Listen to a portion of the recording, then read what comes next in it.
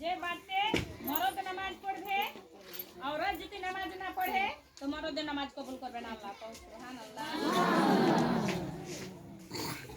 জবাব দিতে কবুল করতে আর মাইনর যদি নামাজ পড়ে মরদ না নামাজ পড়ে তো भी আল্লাহ কবুল করবে না। কেন এই লেগে জোড়ি নামাজ 7 বছরকার লড়কা লড়কি বেটা বেটি ওকে নামাজে তৈয়ার করতে করছে। তো 7 বছরকার হয়ে কি করবে?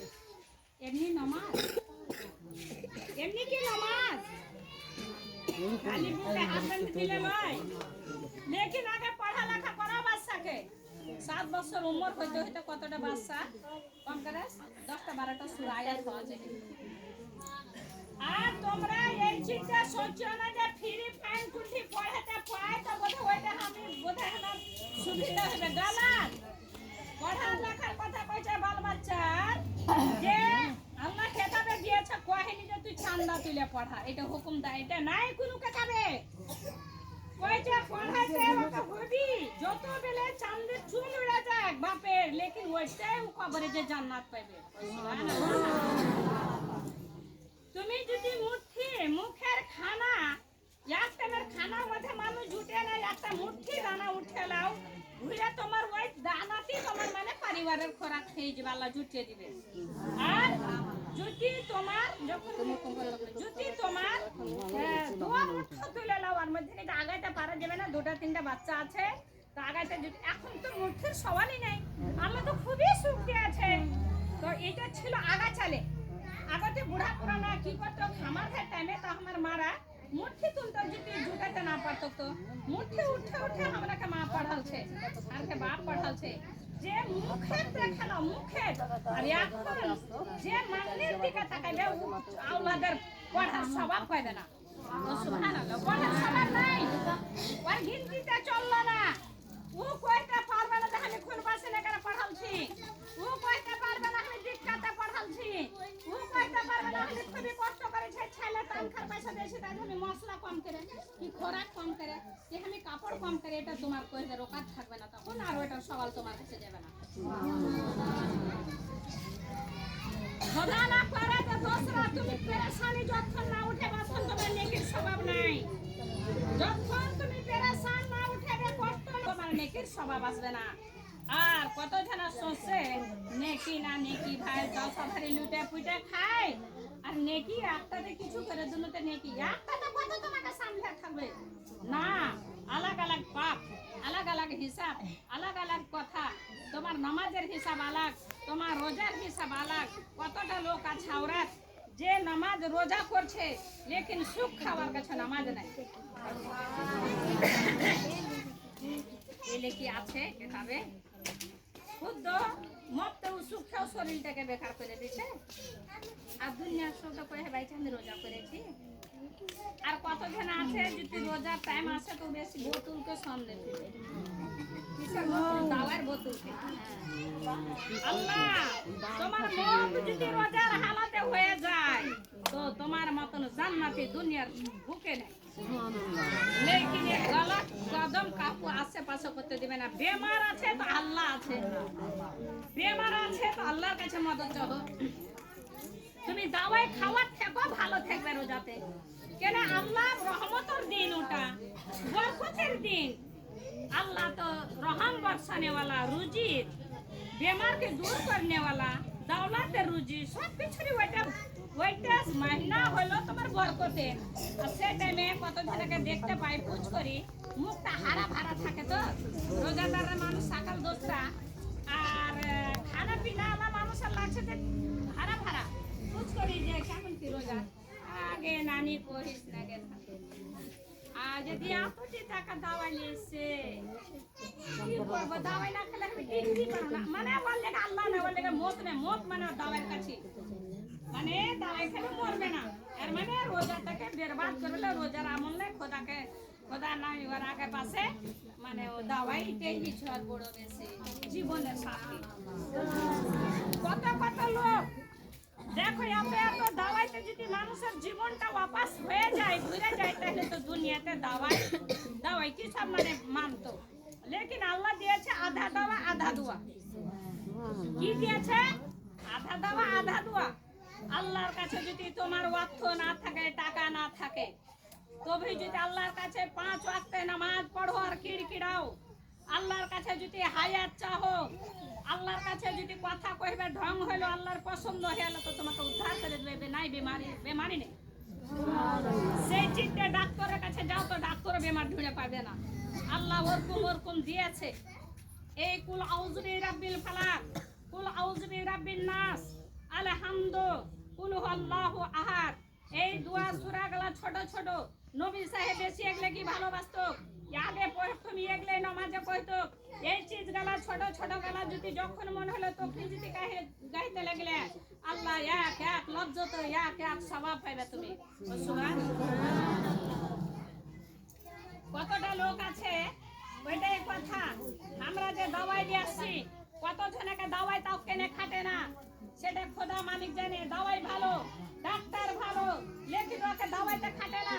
লাস্টে তো ওর মত আসছে, যে সমাদার আছে তখন বলছে ওর মতি আছে, তো দাওয়াইতে কেন করে কাজে লাগাবে। এই চিন্তা ডরে আগা দিকে রোজা আছে, আর বোধহয় 1.5-2 মাস আছে রোজা। আর অড়সি পড়োশি মানবো যে এই লোকটা আমার পান দরকার, এই লোকটার ভিতরে জানতে পারবো জরুর যে ই কেনে ই রোজা করছে কি নাই। তুমি ওয়াত তলাশ করো, ওয়াত তলাশ করো, ওয়াত তলাশ করো, আর কহো যে রোজার দিন, রোজার স্বভাব, রোজার দিনকার নেকি আলাগ, বাদে যে রোজা করবে ওর নেকি আলাগ।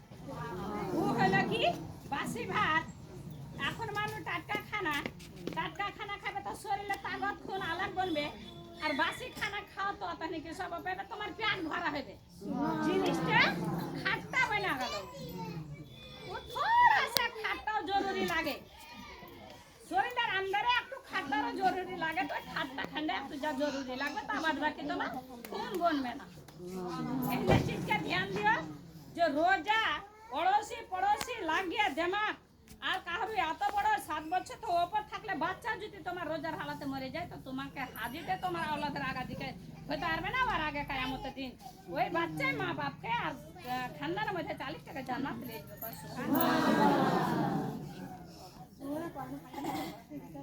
তো এই চিজ থেকে তোমরা বাঁচিও, আর এই চিজটা গলত কদম উঠেবে না।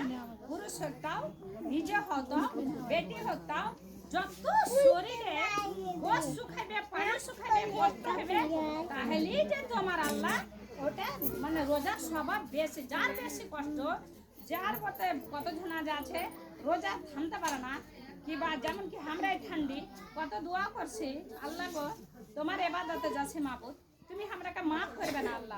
আল্লাহ কেতাবে আছে মাফ নাই, তো আল্লাহ তুমি আমরাকে আল্লাহ এই ঠান্ডে জানে সইতে পারি মাবুদ। আল্লাহ জানে আমরাকে পানি গরমাতে না হয়, এই ঠান্ডা পানিতে আমরা উজু করবালা তো বুঝতে না পারি। খোদা আল্লাহ তুমি হিম্মত দাও, আল্লাহ তুমি তাগাত দাও, আল্লাহ আমরা যেন সইতে পারি। আল্লাহ তোমার ওয়াক্ত থেকে যেন আমি কাজা না করি, আল্লাহ যেন আমি টাইমে টাইমে নামাজ আদায় করতে পারি। আল্লাহ যেন তোমার নামাজ ছাড়া যেন আমার মহব্বত কোনো দিকে না হয়। আল্লাহ তুমি শুরু নম্বর আল্লাহ যেই চিন্তা আমরা কাছে নিয়ে যাবো আল্লাহ, সেই চিন্তার হারাকে দিলের মধ্যে একটা আওলাদ সন্তানের মতন, তার থেকে বেশি আল্লাহ তো আমদারদি দিও আল্লাহ। আল্লাহ গো কেন যে নামাজ হলো নিজের জীবনের সাথী, নামাজ হলো রাস্তা ক্লিয়ার। যার কাছে নামাজ আছে জরুর ওর কাছে ঈমান আছে, যার কাছে ঈমান আছে জরুর ওর কাছে নামাজ আছে।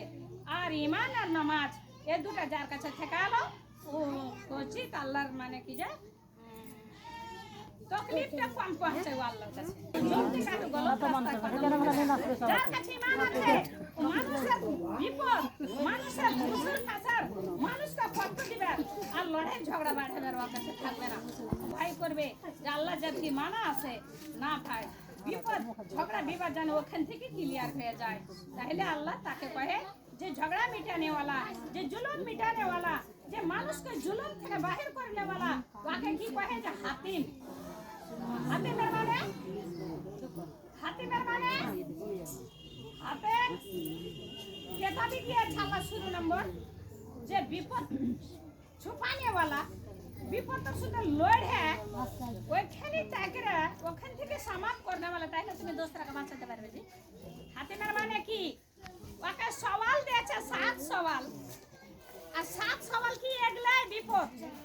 लेकिन वाका पाजे तो फार्मा जगह तक मान लो जे हमें বোধহয় এখানে যেতে হবে কাঠিয়াটা যে আমার ডাক্তারের কাছে তাহলে আমি পৌঁছতে পাবো তো ওখানে যাবো তাহলে হাত যান সুরক্ষিত হবে হ্যাঁ সওয়াল পুরা হবে ডাক্তারের কাছে যা হাতিমের মানে 7 সওয়াল দিয়েছে ওকে আর 7 সওয়াল কি আর মনে আমি জায়গাতে পৌঁছবো তাহলে আমি 7 সওয়াল ঢুঁড়ে পাবো लेकिन ও জানে না যে মানে জায়গাতে দেখে নিয়েছে লড়াই মারপিট হয়েছে ওইটাকে মিটাতে ভিড়েছে কত আগুনে পুড়ছে কত তলোয়ারে কাটছে কত কষ্ট পাচ্ছে কত পাহাড় পুড়ছে কেউ কেউ ফেলে দিচ্ছে ওকে যা ধরে নিচ্ছে এটা একটা সওয়াল হলো लेकिन জানা না যে এগুলো হ্যাঁ সওয়াল পুরা লোককে বাঁচাইছে ওইটাই ওর সওয়াল ধ্যান দিও এটা কথাতে তোমরা হাতিম সোচছে যে আমি যাব কখন তো আল্লাহর টাইম মানে এই রাস্তাতে ওর টাইম পড়ছে ফের এটা সওয়াল পুরা হলো এক জায়গার মানুষকে বাঁচতে দিলে লড়াই যুদ্ধ মারপিট থেকে কত কর না ওকে আগুনে পড়তে হলো ওকে মায়ের খেতে হলো ওকে কত রকমের কষ্ট খিস্তে হলো কত গতর হাতের আঁকড়ে ফেলা এটা একটা সওয়াল পুরা হলো ফের যাইছে ফের কোনো জায়গাতে এই বিপদ ফের কষ্ট ফের ওখানটা জায়গাকে শান্তি করে দিলে মিটিয়ে দিলে সব হাসা খেলে মিটিয়ে দিলে ওইটা একটা সওয়াল হলো ফের আগে বাড়ছে ফের আর কুমি ফের दूसरा বিপদ ওই জায়গাতে যেছে কার বোধ লড়কা লিয়ে কার বোধ লড়কি লিয়ে কার বোধ দৌলত লিয়ে কার বোধ মালজা লিয়ে কার কিছু লিয়ে এই সওয়াল পুরা করতে করতে 7 সওয়াল পুরা হলো তখন সওয়াল করছে জায়গাতে যে দেখেন হনি খবর আছে যে এই চিজই ওর সওয়াল পূর্তি হয়ে গেছে